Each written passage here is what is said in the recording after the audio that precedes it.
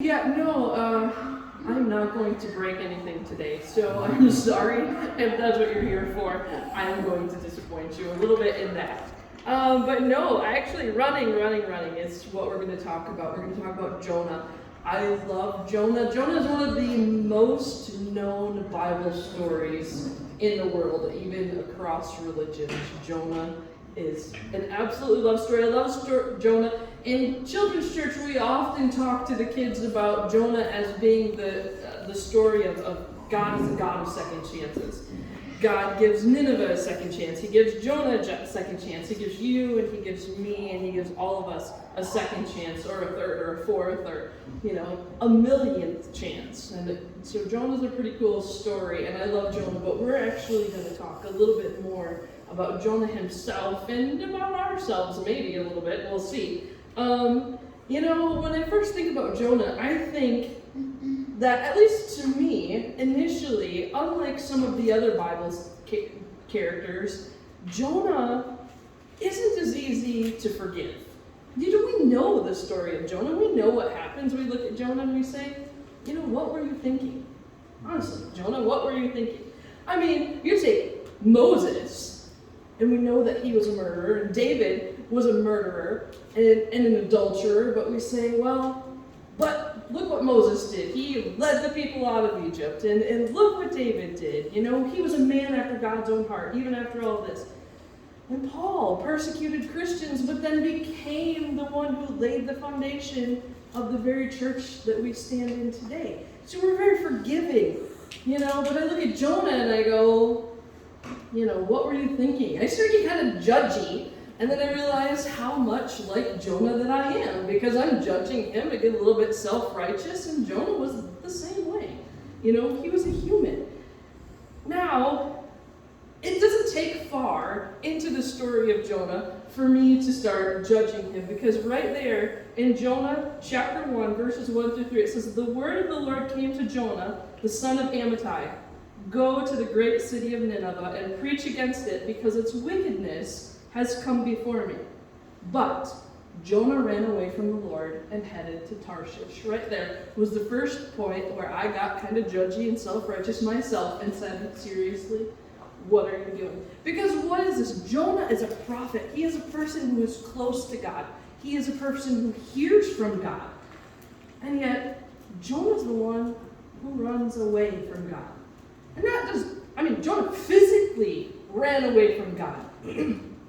Excuse me, it wasn't just a matter of, whatever, God, I'm going to ignore you. Jonah physically ran away from God.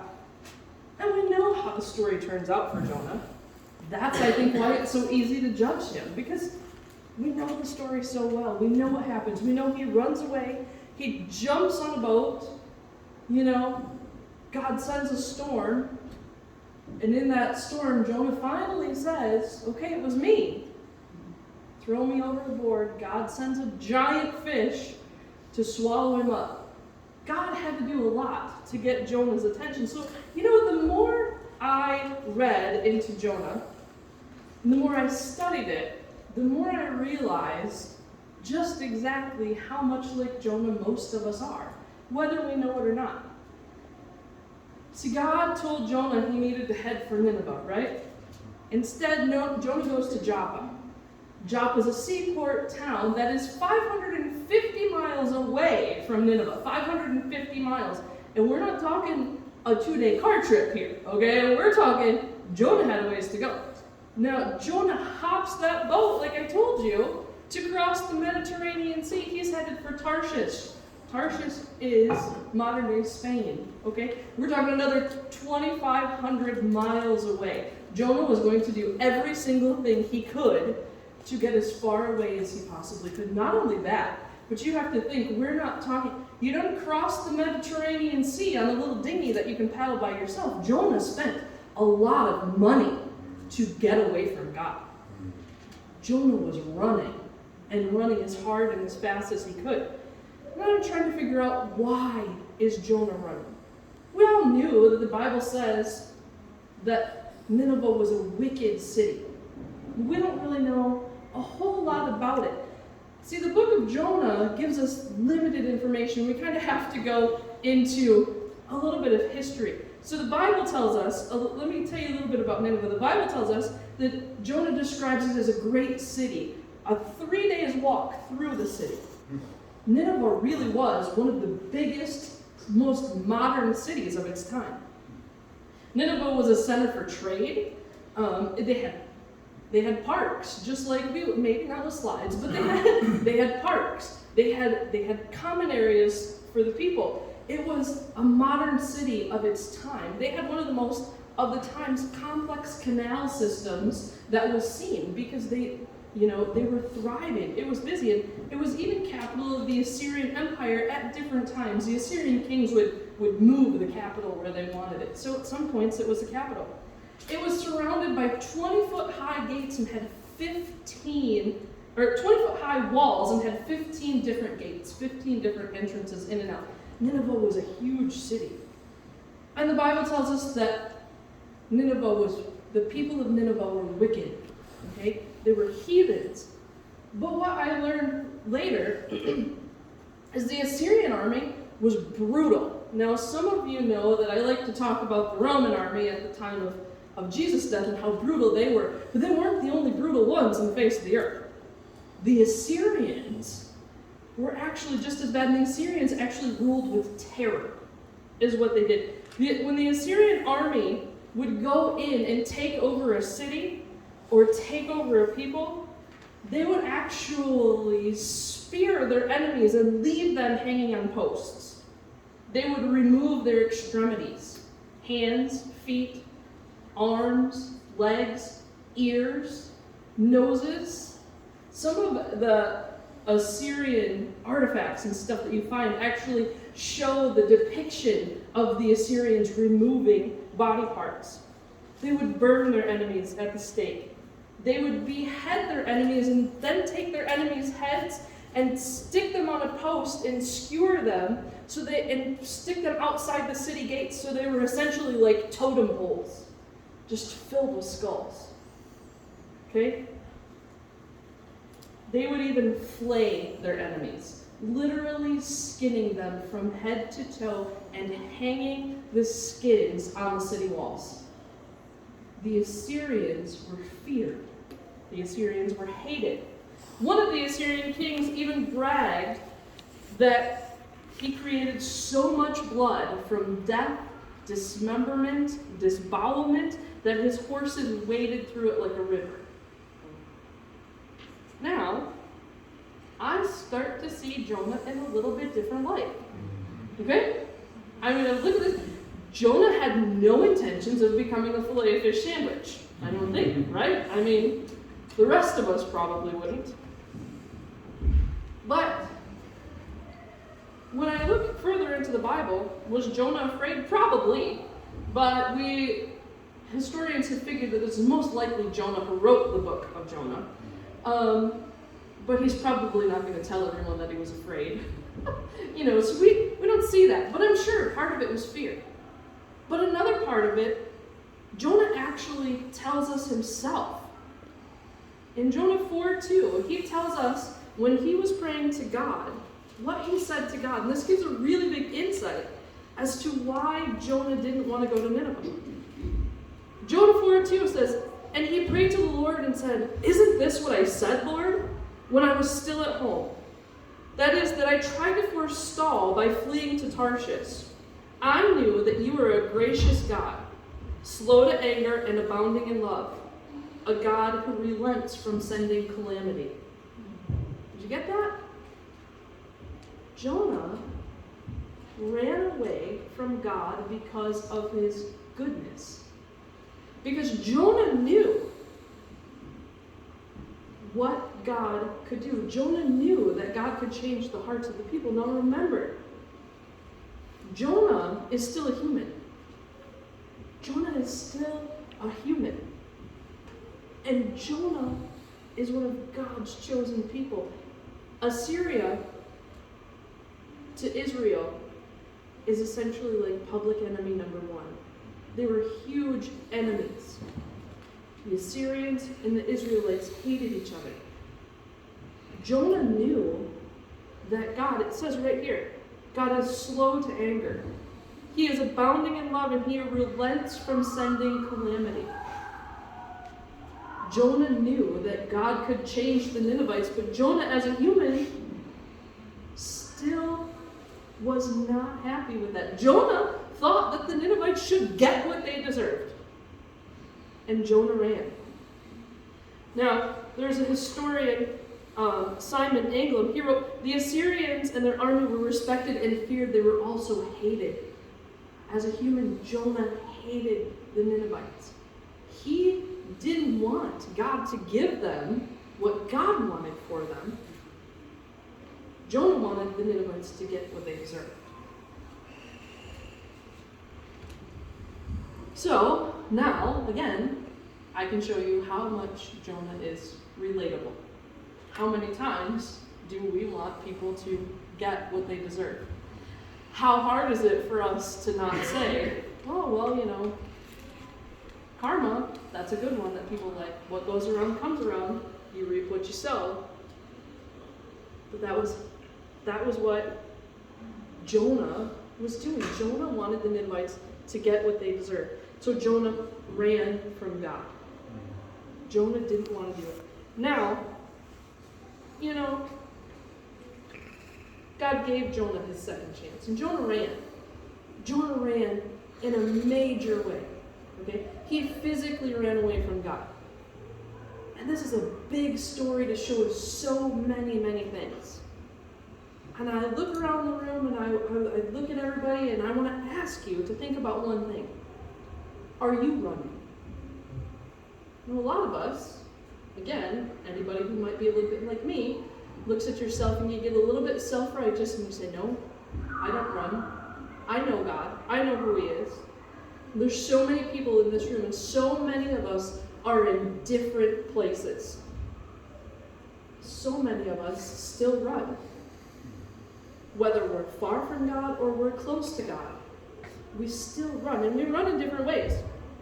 Some people are running because they feel like they're not good enough for God.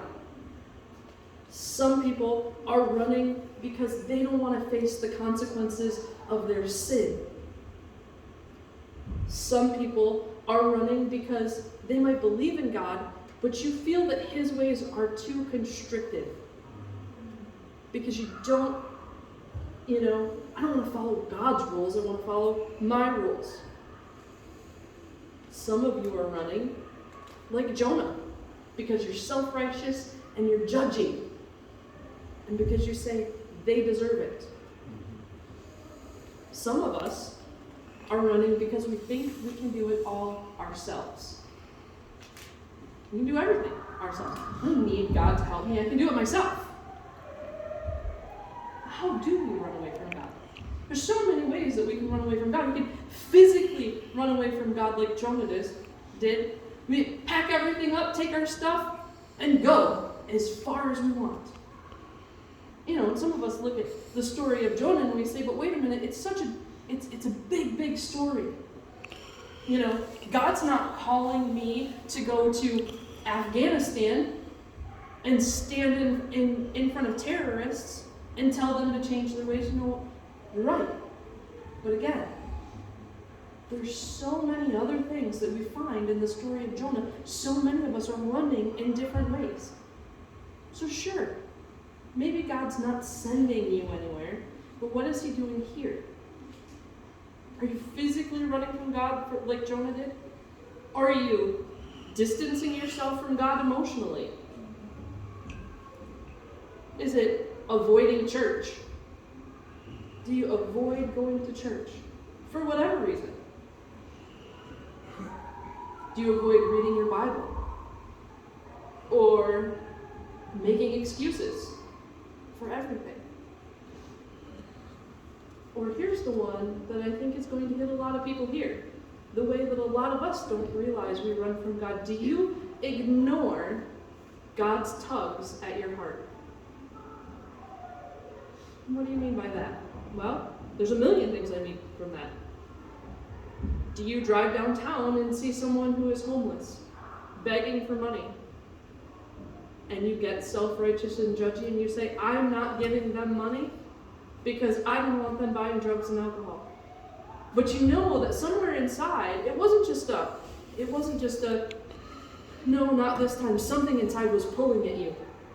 Something said, no, I need to give them, even if I've only got $1, I need to give it to them. But you were too good, and you ignored God's tug at your heartstring. What if your neighbor is sick or elderly and they need help and you know that they do, but you make every excuse in the world not to help them? Maybe God's telling you, hey, it's as simple as making them a meal. Make a meal for your neighbor. They're sick, they need you. They're elderly, go mow their lawn. Is God pulling at your heartstring to do something and you ignore God? When you ignore God, you're running from God. When you ignore God, you are not following his ways. What about when someone asks you to pray for them? Or maybe they don't even ask you to pray for them. Maybe you run into them at the grocery store and they tell you what's going on and you say, I'm going to pray for you. And you walk away and you never pray for them. What about inviting someone to church? And what about, this is the one that might get me flayed up here. What if I ask you about tithing? What if you know God's pulling at your heartstrings to tithe, but you choose to ignore him? See, there's a million different ways that we can run from God, and some of them, like Jonah, are big. Maybe you have a call in your life to go somewhere or to do something, and you choose to run from God and you choose to ignore him. Or maybe you're already close to God, but you choose to ignore the little tugs at your heart, the little things that he wants you to do, because those little things add up to big things in the end. There are so many ways that we run from God. Now when I finish, I'm just going to give you a few things that happen when we run from God. The first thing is, what we learn in the story from Jonah about running from God is that when we run from God, God can use storms for our benefit. Okay? When Jonah ran from God, when he got on that ship in Joppa and headed toward Tarshish, God sent a huge storm. God used that storm, as well as the fish, for Jonah's benefit. Okay?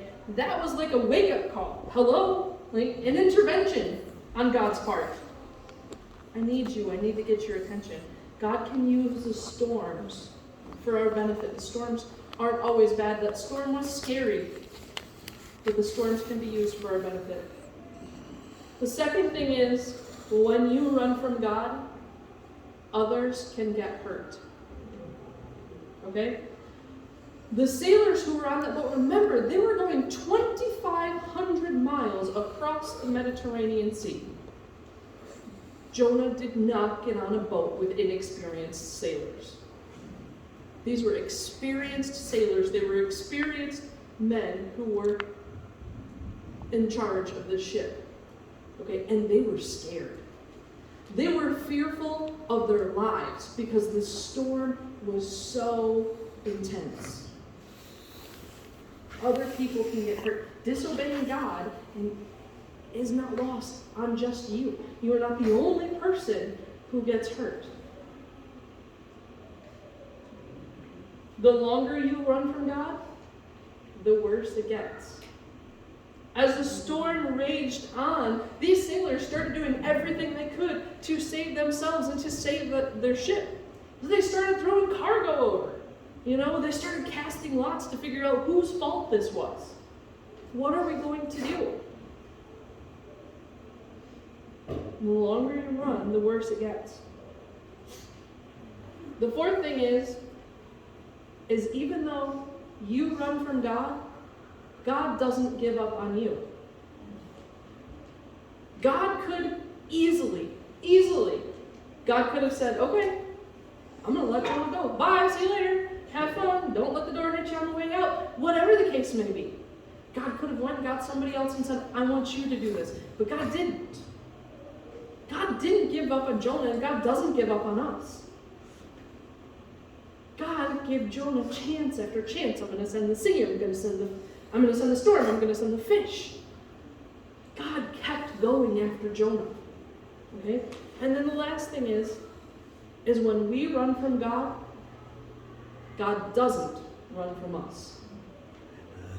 Jonah was running from God, but God never ran from Jonah.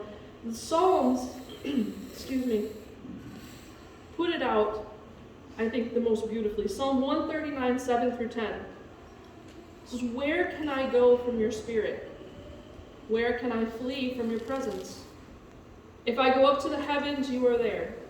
If I make my bed in the depths, you are there. If I rise on the wings of the dawn, if I settle on the far side of the sea, even there your hand will guide me,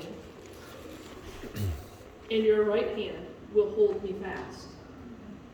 We can run from God, but God doesn't run from us, no matter where we are. No matter where we are in our walk with God, God does not run from us. He is always there. So I'm going to ask you today to think about where you are with God. To think about what you are running from. Are you running from God because you're scared?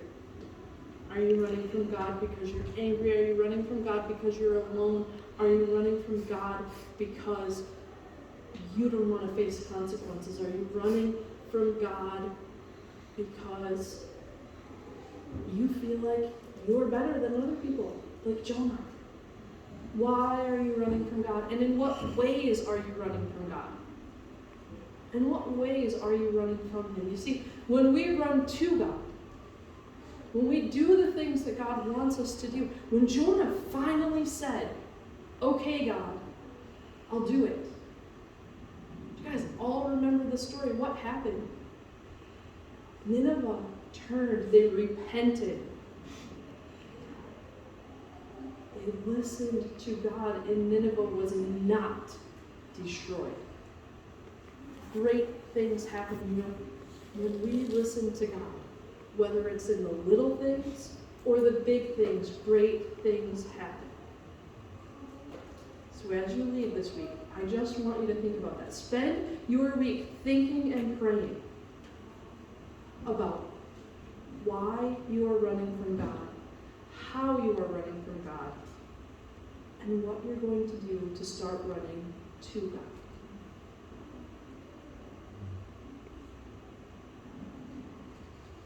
That's all I have for you.